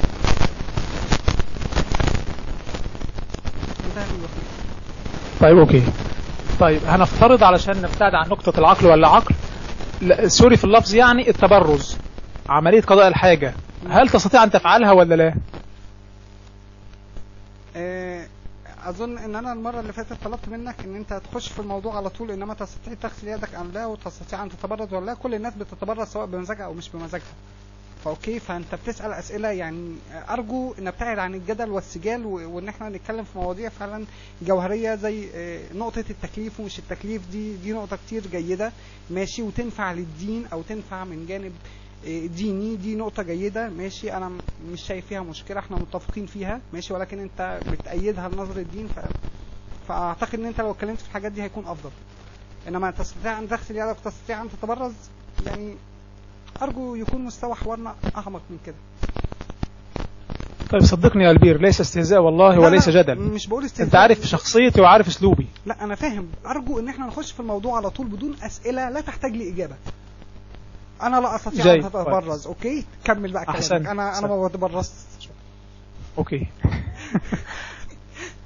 قصدي من هذا السؤال أن في التبرز بتموت آلاف الطفيليات المعوية، وهي أكبر بكثير من البكتيريا، لها عقل، لها إدراك، لها خصائص، تستطيع أن تتزاوج. ليه أنا أذكر هذه الأمور؟ لأن هذه المسألة لا تختلف كثيرا عن إبادة الدولة بأكملها. لا، لأن أنت لما تقتل ملايين، ما طب أكمل مداخلتي. طيب أكمل مداخلتي. أنا سمعناه مع مصري ملحد وأنا سمعته، أذكر أنا سمعته. أكمل مداخلتي طيب وأنت ماشي. مسألة إبادة الدولة هي مسألة إبادة ملايين البشر، مسألة عملية التبرز هي إبادة ملايين الطفيليات المعوية. الفرق بينهم ماديا مفيش فرق، لأن الاثنين على نفس الدرجة من التطور، على نفس الدرجة من الإيفوليوشن الخاص بيهم. في نفس السنة بالضبط اللي حصلت عملية التبرز حصل عملية إبادة. مضى على الاثنين دول، الطفيل والشعب دوت، مليارات السنين أو ملايين السنين عبر عملية التطور. ده إذا صحت هذه مسألة يعني. في هذه النقطة لا فرق إطلاقا بين هذا وذاك، إذن أنا لا أستهزئ ولا أجادل. النقطة الجوهرية في مسألة الأخلاق إن للأسف الشديد أي ملحد، وحتى سام هاريس ويمكن أنت تعرفه، ريتشارد دوكنز وغيرهم الكثير، دائما ألاحظ فيهم بيتكلموا عن إن الإنسان هو مركز الكون. طب أنا مش عايز أوصل في حواري معاك إلى للنقطة دي، إن الإنسان مركز هذا الكون، كل ما حوله هو هامش. ولكن هذه النقطة في حد ذاتها بتقصف مسألة الإلحاد تماما. انت مرة فاتت لما قلت لك احنا وانت قلت لي البشرية جمعاء ولازم نتكلم، وانا دخلنا مناظرة على اساس ان احنا وانا وانت بشر وما الى ذلك، لكن هذه الكلمة ملوثة ميتافيزيقيا. البشرية جمعاء والفردوس الارضي دي كلمات كلها ملوثة ميتافيزيقيا. خلينا نكون منصفين. طيب. خليك ملحد وخليك يعني منطلق من منطلق مادي، مش عايز ألزمك بيه، لكن عايزك انت نفسك تحس بشعور واحد متدين ينظر لشخص لا يؤمن إلا بالمادة، ويمكن يعني ينظر لكل شيء حوله آخر غير المادة إنه أساطير، وانت نفسك بتقول كده في كل مداخلة ليه دي أساطير، دي خرافات. طيب خلاص، وأنا يعني أنا عايزك تلزم باللي انت بتؤمن بيه ده، إن كل ما عدا المادة هو أساطير، كل ما غير محسوس هو أساطير، زي ما انت ذكرت المناظرة اللي فاتت. أحسنت، أنا عايزك يعني تثبت على هذا المبدأ. من أين الآن؟ طب آخر نقطة عليا، من أين الآن تقنع زميلك بالأخلاق أو من غير تقنع؟ من أين الآن تطرح وجهة نظرك بالأخلاق الغير مربحة؟ معك الوقت يا سيد هيثم. أظن كده استفيد، معذرة على قطع يعني، معذرة يعني استفيد شوية في مسألة عايز يعني أشوف تأسيسك للمسألة الأخلاق. لك الوقت. قلت لك نظرتي للأخلاق نظرة فلسفية ملهاش علاقة ولا بدين ولا بإلحاد ولا بمادة ولا الكلام ده كله. برضه حضرتك مصر تخدعني بمبدأ الوجوديين والإشكالات اللي موجودة في الفكر الوجودي ونقل النباتات ولا لا، دي كلها إشكالات قديمة جدا وعفى عليها الزمن وانتهت. فأنت مصر تحطني في هذه النقطة وتقول لي دافع عنها وخليك ملحد. يا سيدي الفاضل، أنا ملحد على حسب تعريفك وعلى حسب التعريف السائد، لأني لا أعتقد بوجود إله. ما تلزمنيش بمبادئ أيديولوجية أو فكرية معينة وتقول لي لا أنت ملحد يعني تعمل ده. يعني أظن إن أنا قلت النقطة دي كتير وحضرتك برضو مصر عليها. لو الإلحاد اللي في وجهة نظرك إن هو الإلحاد المادي الوجودي البحت بعيدا عن أي أخلاقيات، ماشي، فحضرتك بتتكلم عن إلحاد غير الإلحاد اللي أنا فيه. فما أرجوش إن أنت تكلمني بيه زي ما عمال تجيب لي داروين وعمال تجيب لي ريتشارد دوكنز وعمال تجيب لي فلان وعلان وتلتان، وأنا يعني أنا مالي ومال الناس دي. يا سيدي الفاضل، قلت لك مش هينفع أجيب لك شيخ من شيوخ الإسلام أو حد فسر آية بتفسير معين وأقول لك لا هذا هو الإسلام وعليك أن تكون مسلم وأنت الآن غير مسلم، أنت الآن ملحد. يا سيدي الفاضل، هذه مغالطات فظيعة، يعني معرفش ازاي حضرتك يعني ماشي بيها. لو حضرتك هتمشي بيها عشان تقول ان الدين هو الصح والالحاد غلط، فطبعا الالحاد غلط لان انت متصور الالحاد غير الالحاد اللي انا فيه. اوكي، فارجو نتخلص من هذه النقطة، لان يعني مش هينفع اقعد اكرر كلامي واقول لك انا مش كده وانت تقول لي لا طالما انت ملحد لازم تبقى كده، او انت لا يبقى انت مش ملحد. يعني هنفضل في هذا السجال ومش هننتهي. فارجو ان يكون حوارنا مثمر. وغير كده يا سيدي الفاضل، انا مش ملحد من ناحية الاخلاق، عشان بقى ايه يعني بمفهومك، عشان نخلص من الحاجات اللي بتحطني فيها انا ماليش دعوه بيها. كلمني عن الاخلاق الدينية، ماشي، وانت ازاي بتقبلها رغم ان انا بجد ان دي لا تصلح ان تكون اخلاق. يعني كلمني زي النبي، ماشي، كان متزوج 13 واحدة وبيجمع بينهم، ازاي كان في نوع من التحريض على القتال والاخلاق الوجودية المادية اللي انت بتتكلم عنها اهو، دي يعني شفناها وموجودة، ماشي. ازاي لما انت اخر مرة قلت لي في المناظرة او الحوار السابق، انت قلت لي من فضلك تحترم المقدس بتاعي لان المقدس بتاعي افضل مني. اوكي، طيب ما احنا لو خدناها بنفس الشيء، اولا الكلام ده فيه خطأ واقعي وعقلي رهيب. مش معنى ان انا بقدس المانجا وانت شايف المانجا دي حاجة زبالة يبقى انت بتهني. اوكي، ما مقدس لديك ليس مقدس للآخر. ما تجبرش حد ان هو يقدس مقدساتك. اوكي، زي ما القرآن عندك بيكفر اللي قالوا ان المسيح ابن الله، او اللي بيكفر ان اللي قالوا الله ثالث ثلاثة، زي ما بيقول كالانعام بل اضل، وزي ما بيقول احفاد القردة والخنازير او صيروا قردة والخنازير، زي ما قال تبت يدي ابو لهب. الكلام ده كله ما فيهوش احترام اللي حضرتك بتنادي بيه وبتقول لي بيه.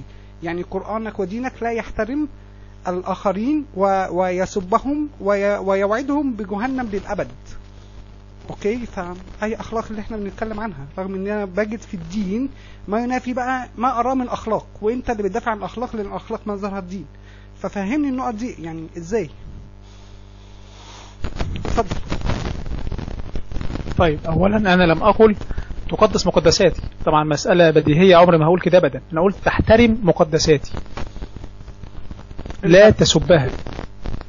اكمل مداخلتي طب للاخر. أيوة، ماشي. ما انا عشان تكمل مداخلتك بشكل اقوى. ايه الفرق عشان ما اكررش نفس كلامي تاني ونضيع وقتنا؟ اوكي ماشي. زي مثال المانجا. تقديس مقدساتي يعني انك تؤمن بيها، انا لا الزمك بذلك اطلاقا.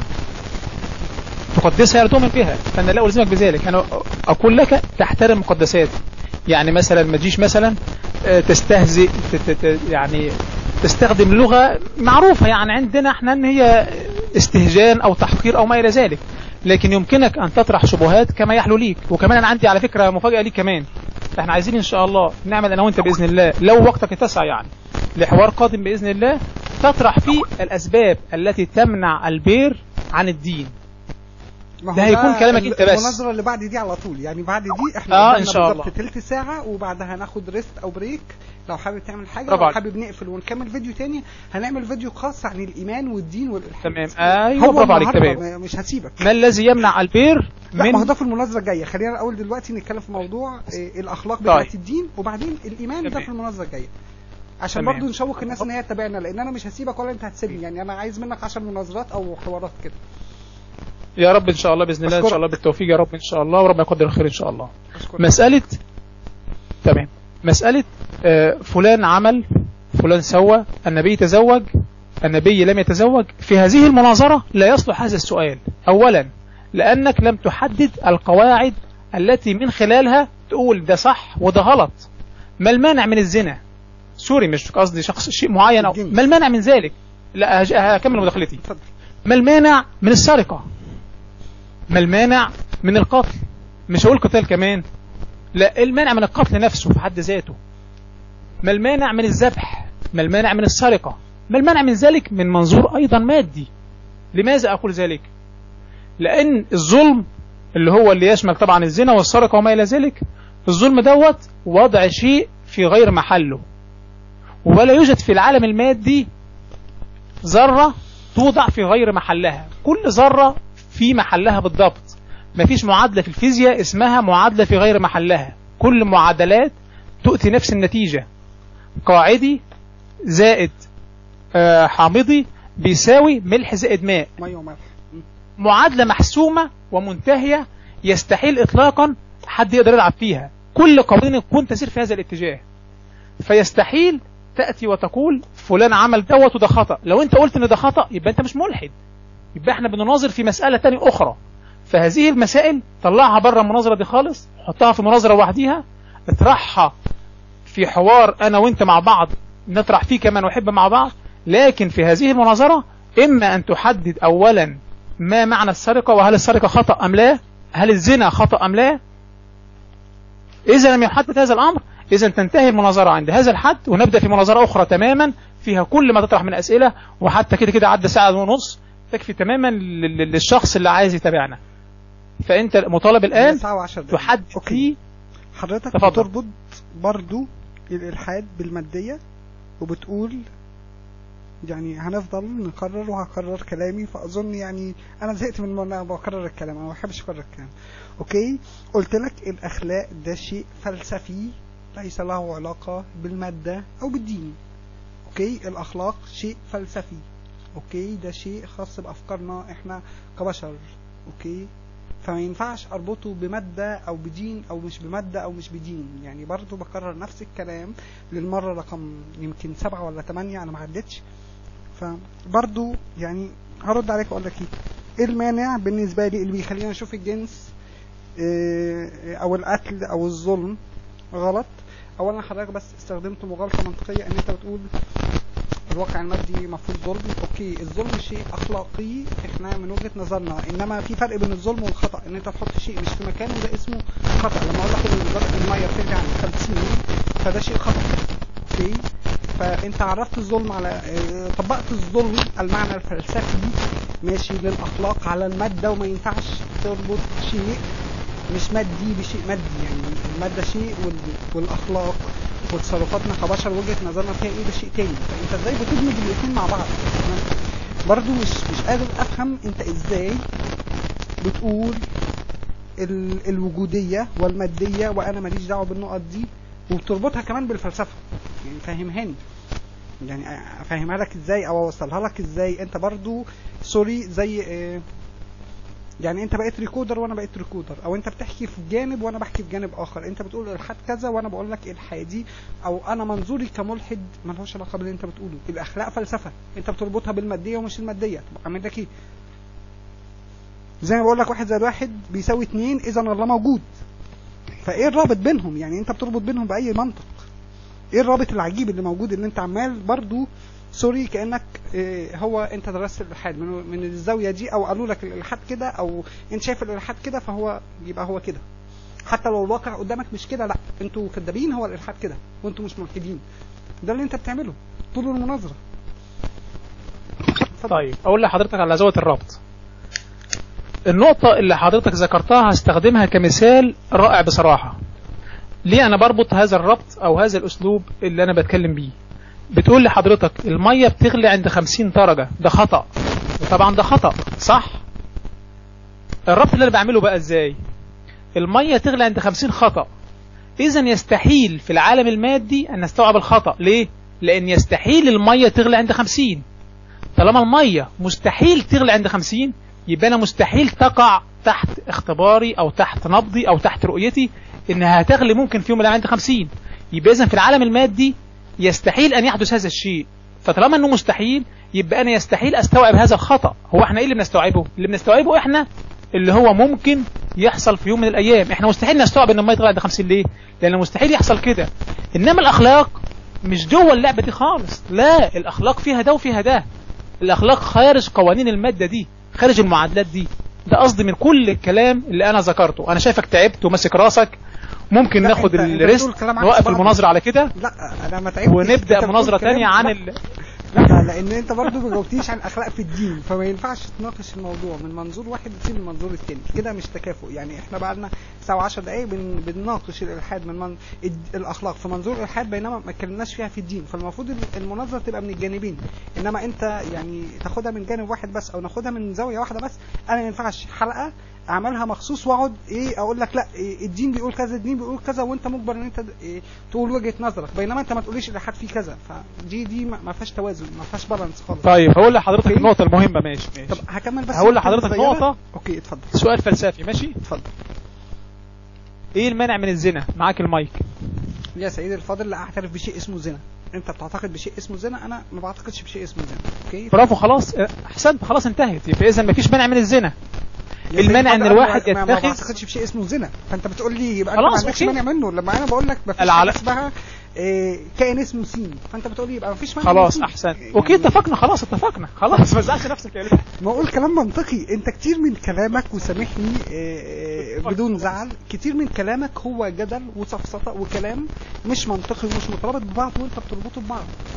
يعني اللي يحكم على هذا الكلام يا قلبي المشاهد. لا ايوه انا بقول لك رايي انا ماشي من الحوار معاك. ما بحكمش على المناظره جوه المناظره. انا ما بحكمش. انا بقول لك رايي ليس حكم. رايي او وجهه نظري هو ليس حكم. انا ما بحكمش عليك بشيء. انا بقول لك انا شايف كذا، وارد انا مخطئ. لا احتفظ او دي وجهه نظر. اوكي انا اسف. اتفضل. خلاص. ايه المشكله او ايه المانع ان واحد يتخذ 2 عشيقات؟ في مانع؟ ده مش دخلي، ما تدخلنيش في حاجه مش بتاعتي. يعني مش مشكله. يعني ادي امي 10 جنيه، انا مالي يا سيدي تديها ولا ما تديهاش؟ انا ايه دخلي؟ انا ماليش دعوه بشيء ليس لي علاقه بيه. تستوعبه يعني ولا ما تستوعبوش؟ يعني مرفوض بالنسبه لك؟ ده مش دخلي. انا من منظوري انا ومن فلسفتي الخاصه انا. كلمني عن البير، ما تكلمنيش عن الناس تعمل وما تعملش. اوكي. لا طب ما كده اذا يعني كده انت بتدخل المناظره حوار يعني طريق مسدود. يعني انت مستوعب ان واحد يتخذ 2 عشيقات ولا مش مستوعبها؟ خطأ ولا صواب؟ ده سؤالي. عندك يعني بص ماليش دعوه ماشي. حابب تكلمني في النقطه دي كلمهاني في الاسلام ان هو شرع تزويج 4 وان محمد كان متجوز 13. طيب احسنت، برافو عليك. يبقى اذا ايه المشكله ان واحد يتزوج 4؟ ايه المانع المادي من ذلك ان واحد يتزوج 4؟ معاك المايك. انا بالنسبه لي ليه رفض الموضوع ده؟ يعني ليه رفض الموضوع ده؟ معاك المايك. مش رافض، اصلك عمال تتكلم عن الاخلاق ومش الاخلاق وكذا وكذا وكذا وكذا ماشي، بينما بجد الواقع فيما انت تعتقده عكس ذلك. فازاي انا اقول لك كلام انا ما بعملهوش؟ يعني زي اقول لك مثلا انا ما بقتلش وانا بقتل، وعمال اكلمك ان عدم القتل ده شيء كويس، فده تناقض. ده انت كده منافق بتقول كلام ما بتعملهوش. اوكي انا قلت لك كلمني عن الاخلاق دي في الدين عندك ومنظور الدين للاخلاق ماشي، عشان نبتدي نتناقش فيه. انت كل اللي انت بتسالهوني حاجات انا ماليش علاقه بيها، فانا بقول لك فهمهاني بقى من دينك او وريهاني من دينك، لان اللي انت بتقوله او بتسالني فيه ده انا براه وانا وانت متفقين فيه. يعني كل كلامي انت شايف ان انت متفق معايا فيه تماما وشايف ان اخلاقي دي شيء كويس، يعني على حسب ما فهمت من كلامك. ربما انا فاهم غلط او انت بتكمل الحوار بالاطار ده ماشي، بينما انا ما وجدتش انت بتقول لي الكلام ده عندك بناء على اي اساس، فانا ارجو اعرفه من عندك. طيب اعرفك اللي عندي، يبقى هننتقل الى حوار ديني او شبهات حول الدين، ودي مسألة تانية، دي مناظرة اخرى يا البير. نتناقش عن الاخلاق ما بين الدين والالحاد. اوكي يعني انا قلت لك طالب المناظره يبقى فيها بالانس، يبقى فيها توازن. مش هينفع اجيب جزء خاص عن كذا وجزء خاص عن كذا، انا عايز اجيبه من الاثنين عشان هنا نبتدي نشوف اراء الدين ايه واراء احد الملحدين ايه، وهنا نقدر الناس تشوف الاثنين. انما ما ينفعش ان انت تاخد شيء في جانب واحد بس وما تذكرش الجانب الاخر. يعني لما اذكر لك على فوائد الميه وما تذكرلكش اضرارها، او اذكر لك فوائد التدخين وما اذكرلكش اضراره، يبقى انا كده شخص مش محايد. واصله وجهه النظر؟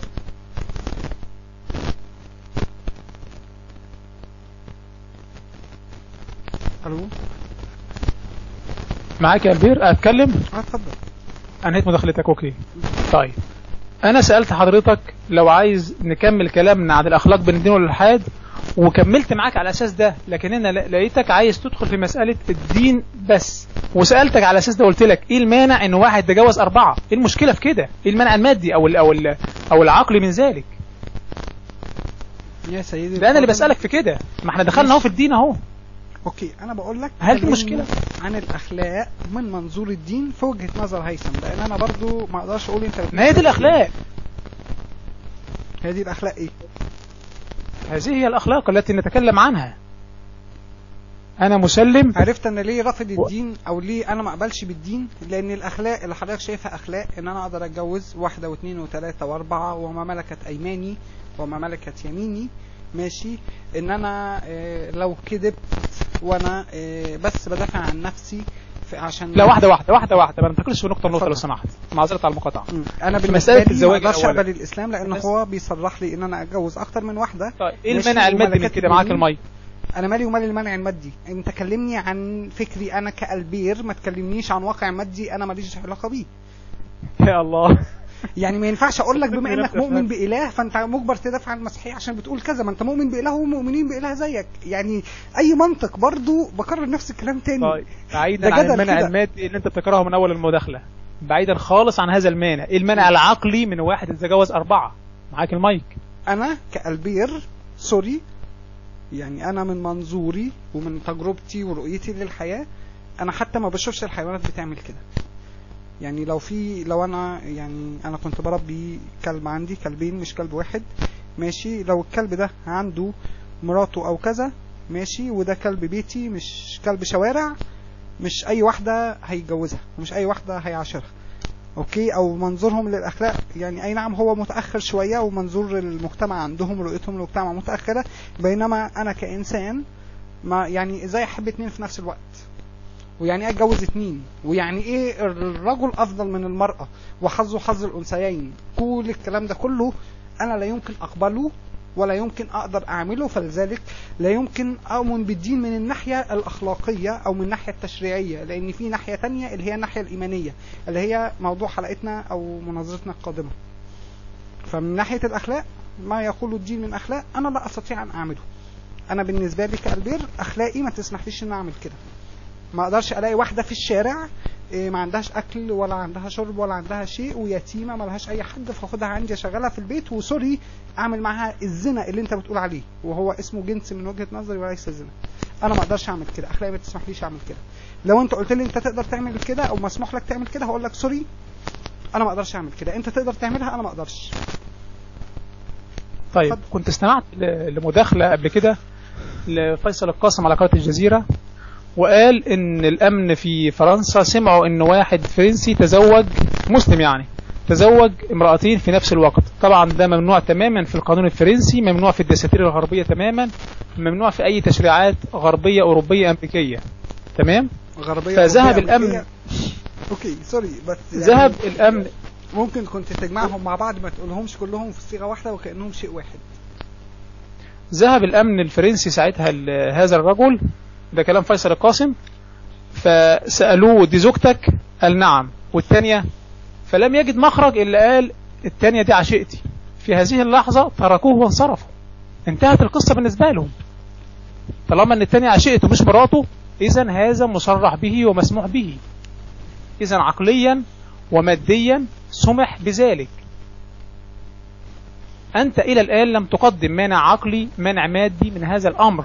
إذن المسألة معاك هي مسألة نزوات، مسألة اختيار عشوائي عبثي، ليس اختيار مبني على عقل ولا على فكر. وإلا فأعطني مانع مادي أو عقلي من هذه المسألة، وإلا فالأمر بالنسبة لك مسلم به حتى ولو لم تصرح بذلك. لك الله. ما يهدم كلامك من الأساس مانع عقلي ومانع مادي. قلت لك الأخلاق فلسفة ورؤية، ماشي. أنا أخلاقي مستنبطها مما عشته في حياتي، فبناء عليه بقول أنا أقدر أعمل كذا وأسمح لنفسي أعمل كذا أو ما أعملهوش. فأنت بتقول لي أوجد لي شيء عقليا أو ماديا، أنا بكلمك في شيء فلسفيا. فإزاي بتربط الفلسفة بالمادة؟ والفلسفة ما لهاش علاقة بالمادة. يعني ازاي بتربط؟ مثلا انا وجهة نظري ان لو يعني كنت حابب اتكلم معاك في نقطة تاني بس بالشكل ده مش هينفع اتكلم فيها، ودي كانت هتبقى نقطة سرية. زي روبن هود. روبن هود ده كان حد بيسرق الاغنياء الاقطاعيين اللي بياخدوا حقوق الناس وبيظلموهم وبياخد فلوسهم بيوزعهم على الفقراء. فانا مش شايف ان ده شيء ماشي، مش اخلاقي من وجهة نظري او من وجهة نظري انا في الاخلاق. اوكي. فبرضو بتقول لي اوجد مانع عقلي او مادي، انت ما جبتش ما يعني قلت لي على موضوع الفرنسيين او مش الفرنسيين. اوكي. انا بالنسبة لي لا استطيع ان اتخذ عشيقة. اوكي. لان انا ما يعني انا بالنسبة لي او منظوري او فلسفتي في الحب ماشي، مش هينفع ان انا اروح اعرف واحدة غير مراتي او غير حبيبتي واتفر. يعني انت تسميها مراتي انا تسميها حبيبتي او صديقتي، يعني مش مهم المسميات. انا انسانة شريكة حياتي ما اقدرش اروح احشر واحدة تاني غيرها. اوكي. لان هي ده الشيء هيضررها، هيضرر مشاعرها وهيضرر نفسيتها، وانا مش هقدر اعمل ده. وانا نفسي ماشي من حبي ليها ما اقدرش اعمل كده مع واحدة تاني. فانت بتقولي اوجد شيء عقلي، اديني اديتك شيء عقلي او فلسفي. انما شيء مادي ما يعني دي بشر بتتعامل مع بعض ازاي، ما فيش مانع مادي منها. انت اوجد لي ازاي انت تعتقد بهذا الكلام او اخلاقك تسمح بهذا الكلام. انا قلت لك ده فعل عقلي او رؤيتي العقلية في امر زي كده. طيب اولا هجيبك من خلال كلامك نفسه. حضرتك بتقول لي بسألك المانع المادي، قلت لي كيف تحب اتنين في نفس الوقت. يعني لو افترضنا ان شخص يستطيع ان يفعل ذلك اذن يجوز له هذا الامر. ده من منظومتك انت نفسها ومن كلامك نفسه. برضو بتقول برضو بالنسبة لي لا اتخذ عشيقة. طب واحد هيقبل بذلك، ايه مشكلتك انت؟ المانع بالنسبة لك ازاي بتطبق الكلام ده على نفسك بينما ما تسمحش بيه للمرأة؟ يعني انت عندك الراجل يعرف اكتر من واحدة. اوكي. طب اشمعنى الواحدة بقى ما تعملش كده؟ هات لي بقى اكمل مداخلتي. طيب اتفضل. طيب اكمل مداخلتي. يبقى اذن بالنسبة لك يجوز لا يجوز ان تتخذ عشيقة، غيرك يقبل بذلك. وبعدين سوري، ايه الفرق بين حبيبة وعشيقة؟ هذا سؤال ايضا يطرح نفسه. ثالثا ايه المشكلة بكرة، ومعذرة طبعا لاقصد هي او انت او غيرك، واحد متخذ حبيبة مثلا ثاني يوم قالت له وانا بحب هذا الشخص كطرف ثالث معانا في البيت، ايه المانع من ذلك؟ ايه اللي هيمنع؟ هل يوجد حاجز عندك يمنع من ذلك؟ هل تستطيع ان تقدم مبرر؟ هكمل مداخلتي طيب. هل تستطيع ان تقدم مبرر يمنع من هذا الامر؟ يوجد شخص ثالث في البيت، لازم يكون مبرر عقلاني ومفهوم ومستوعب. تمام؟ احنا اتكلمنا في اول المناظرة خالص عن الكور فاميلي، الاسرة النووية. دي اسرة موجودة واتكلمتك عنها وقلت لك اب وام وعشيق الاب في نفس البيت والام موافقة. لا تستطيع اطلاقا ان ترفض هذه الصورة، لان مفيش مرجعية، مفيش خلفية تقدر تنطلق منها، لان زي ما قلنا في اول الكلام الالحاد افقه لا نهائي، يسمح بكل الصيغ وبكل الاحتمالات. فكونك ترفض صورة معينة من هذه الصور، وهي مثلا صورة واحد اتخذ عشيقة، واحد أخذ واحدة من الشارع وزنى بيها، وطبعا دي صورة مجرمة طبعا، لكن اتخذ هذه الصورة، ايه المشكلة في ذلك؟ ايه المانع ماديا او عقليا؟ لا يوجد للأسف الشديد اي تأسيس، مع ان انا وانت من جوانا مقتنعين ان ده غلط. وده اللي بيؤكد الكلام اللي قلناه في الاول خالص، ان انا وانت مسلمين بفكرة التكليف الالهي رغما عنا. انا شايف صراحة يا لبير وسوري الوقت اصبح ضيق، لازم يعني تنتهي المناظرة عند هذا الحد. نكمل في اطار اخر وبطرح اخر تماما، لكن سوريا البير لازم يكون بعيد عن مسألة الاخلاق والمطلقات وما الى ذلك، لان انت يبدو ان انت المشكلة معاك ان انت ما استوعبتش اول المناظرة لما اتكلمنا عن لازم التأسيس للاخلاق. فاشكر اولا ليك الحوار، اشكر اولا هدوءك، واشكر ليك ايضا محاولتك، انا عارف انها صعبة على نفسك جدا، انك ما تدخلش في مقدسات الاخر وتحترمها قدر الامكان. اشكر لك ذلك. ان كان في بعض التجاوزات ان شاء الله باذن الله تحترمها ولا تقدسها، وما زلت اصر على هذه الكلمة. وان شاء الله يا البير تكون محاورات قادمة اكثر اثمارا ان شاء الله واكثر افادة. وانت ليك ان شاء الله انك تحدد الان عنوان ومواضيع المناظرة الجاية كما تحب، حتى لا تشعر ان الموضوع يسير في اتجاه واحد كما انت اشعر. اشكرك يا البير، واتمنى ان شاء الله كل يستفيد من المناظرة.